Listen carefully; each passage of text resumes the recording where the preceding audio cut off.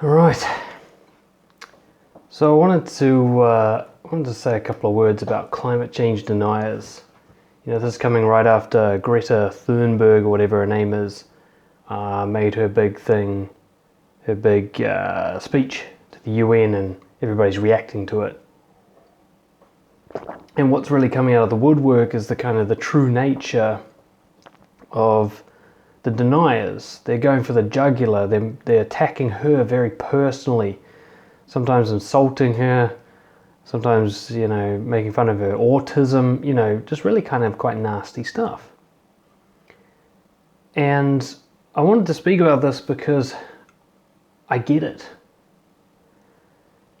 For people like me who are pro-science, who understand scientific method and understand that when the scientists say the end is coming, they're not some religious prophecy, it's a mathematical calculation. It means we really are fucked. What you got to understand is that the climate change deniers, while a few of them are kind of ignorant and misguided or stupid even, the majority are not.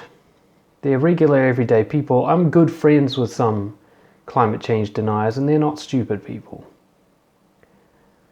So what is it? Why?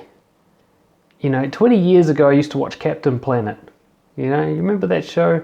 And we used to sort our recycling into one bin and our paper into another, and we're trying to do our bit for the planet. And we didn't have climate change deniers back then. We even were still allowed to call it global warming back then. Nobody had a problem with it. And yet now everyone reacts very badly. And there's a reason for that. 20, 30 years ago, there are a couple of key differences to now. One was we couldn't see the end.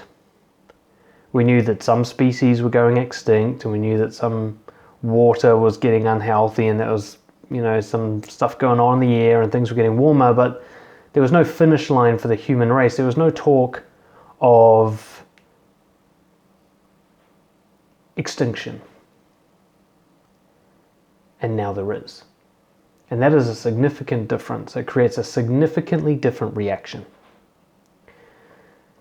Also, back then, scientists were well respected, and we could see now with things like the anti-vax movement and so on that for some reason people have lost respect for science and scientists. They used to be revered, and now, everyday soccer mums think they know more than scientists. I don't know why that's changed, but it has. We worship celebrity opinion more than scientific fact.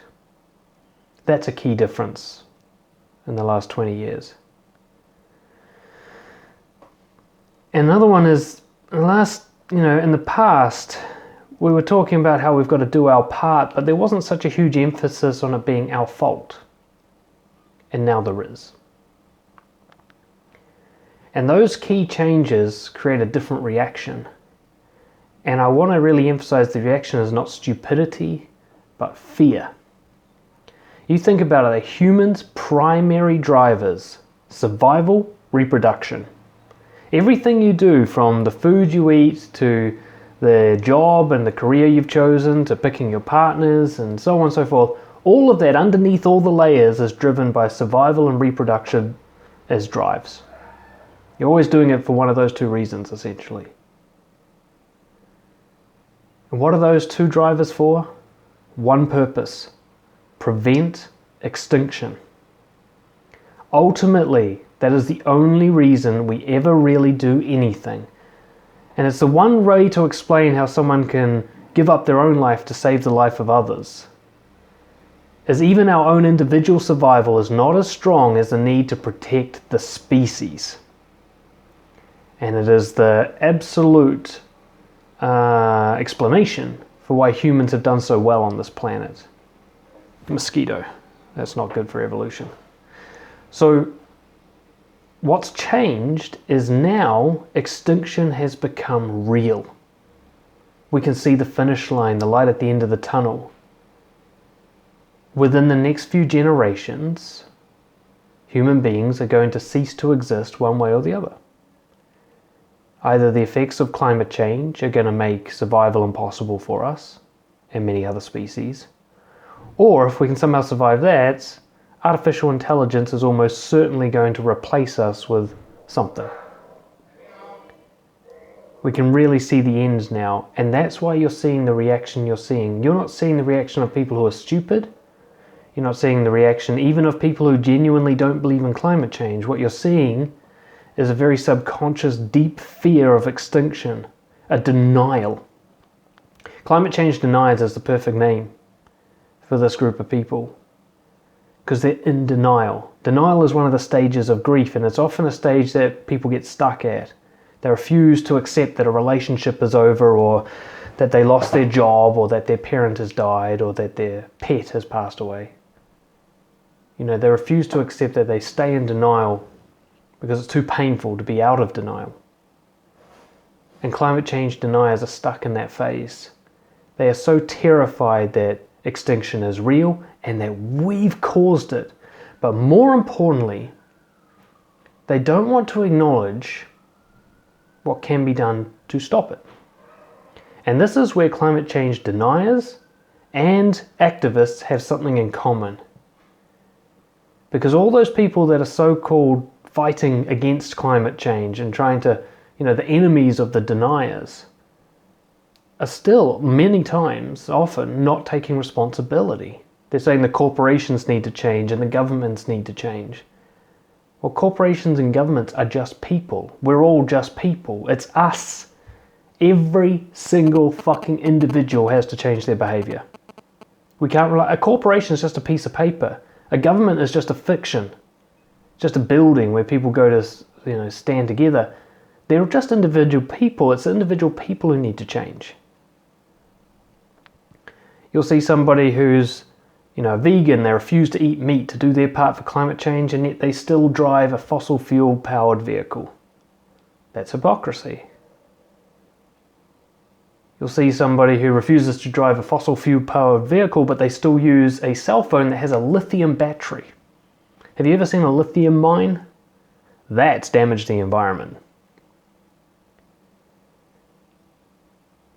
We're all hypocrites when it comes to climate change. We're either in denial and making things worse, or we understand that climate change is real and we've come to a level of acceptance about our impending extinction, but we're not really doing anything about it. We're waiting for somebody else to take the blame and the responsibility. You want the corporations to change? You want the governments to change? Well, speak their language. That language is money. What are you spending your money on? Because you've got to look at that. If you're buying cell phones and you're buying nice clothes and you're buying fancy cars, then you're pro-climate change. Okay, you're supporting the corporations that are doing the damage. If you want those corporations to stop doing that damage, you've got to stop buying that shit. If you believe that the methane gas from factory farming is the largest cause of CO2 emissions, you've got to stop buying meat. It's your money that will talk, and this is where every individual has their vote, has their power. They choose how they spend their money. Do they spend it with ethical companies who have low carbon footprints, so on and so forth? Or do they give it to the people who are doing all the damage? Because that's the great thing, the one great thing really about capitalism. Money talks. If you want to change the world, change your spending. We could all do that. You gotta understand both the deniers and the supporters, I guess, or the believers in climate change. We're both scared. We're all scared. It's fucking terrifying knowing we're really probably about to go extinct. It's almost a certainty at this point. It might already be too late for us to really prevent it. But most scientists say, maybe they're being optimistic, that there is a shot. If there was a significant change in behavior for human beings, we have a shot at this. But that's a tough bit. All of us have to do quite a lot. Each and every one of us has to do quite a lot. And that's what makes it kind of a hopeless case. It's hard enough to get a few people to do something. It seems impossible to get everybody to do a lot. But that's what will help the deniers. When they're showing how we can do this, when they're showing that it's possible for us to survive this, when they're showing what they can do about it and that they're not going to lose necessarily, that they'll gain in some way, they'll gain prestige. We need to show that there are fun and rewarding ways to prevent climate change, not just you've got to give up everything you love. I don't have the answers. The scientists do. Don't listen to me, listen to the fucking scientists. Remember how we used to respect them? Well, they haven't changed. We've changed. Scientists are better than they've ever been. They're smart as fuck. Right? They've got very, very high standards. You know, pretty much everything they predicted 20 years ago has happened, and it's happened the way they said it would. So when they're saying this other shit's going to happen in the next 50 years, we need to be listening to them because they've got a really good track record with their predictions. Which also means if they have predictions about what would change things, they're probably right. There are hundreds of thousands of them working together doing very careful calculations based on the best possible information to tell us what we need to change. They're our only shot. And the great thing is, even if you really don't believe in climate change, doing the things that those scientists say is still great for us. It means more wildlife. It means more places for your children and your grandchildren to see, you know, the greatness of the world before it's replaced with concrete and steel. It means cleaner air and cleaner water and, you know, better quality of life for everyone. Like, why would you fight against that, even if you don't agree with the reason it's being done? Well, it's because you're scared. You don't want to admit, fuck, we're going to die. Nobody wants to admit that. I don't want to. It keeps me up at night. It really does. Like, because I guess I'm cursed in a way. Because I'm so pro-science, I never had any moment of denying climate change. So when I read, you know, if you go to climate change, I think it's climatechange.org or something, where all the scientific discoveries are and all the predictions and everything. I mean, it's grim reading. You know, it's horrifying, and it's even more horrifying knowing that if we changed our behavior, this wouldn't happen, and yet we're not changing our behavior. That's my rant for the day. My small attempt to have some sort of impact on this thing, knowing I'm probably going down with the ship, but I try to do my part. I'm a minimalist. I buy very little. I'm careful of who I buy from. I don't buy from big corporations. I buy from boutique stores. I work from home so that I don't use a car. I've cut down on my meat consumption. I'm trying to do as much as I can to reduce my impact, you know, and if everybody just did something, we would feel the ripple out effect, especially if we changed the way we spend and took that money that justifies corporate greed and destruction of the environment and just didn't give it to them. They would have to change. If we made it being ethical profitable, they'll do it. But we always want things cheap and easy and in abundance, and that makes being ethical unprofitable. So we're the ones, we feed the corporations. They need us to behave the way we do for them to function like that. It's not their fault. They're just doing what gets the best dollar, you know? Well, we can change that and change our spending habits. So I'm going to do rants on this channel now because I didn't want to, my other YouTube channel, Brojo, I wanted to keep that sort of clean and tight and well edited and focused on self-development, but I had just I've just got so many fucking things I need to say that I just didn't want to, you know, burden that channel with all my rants. So I'm going to use this channel to do that instead. And you can watch it, or I'm just talking to the ether of the internet for no reason, and I'm okay with that because I just had to get this shit out of my head or I go crazy.